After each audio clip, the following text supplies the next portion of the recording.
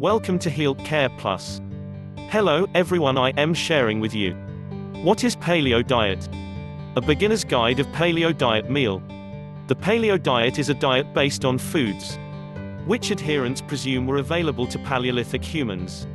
Meat. Beef is the culinary name for meat from cattle. It is a source of high-quality protein and nutrients. Poultry. Poultry are domesticated birds kept by humans for their eggs, their meat or their feathers. Fish. Fish is a healthy, high-protein food, especially important for its omega-3 fatty acids. Eggs. Eggs are nature's perfect food. They're a rich source of protein and fat, etc. Vegetables. Vegetables in order to maximize antioxidants and nutrients. Tomatoes cooked may be better than raw. Fruits. A fruit diet will help you detoxify the body. It speeds up the healing process and aids in weight loss. Thanks for watching. If you want more about Paleo diet, please subscribe our channel.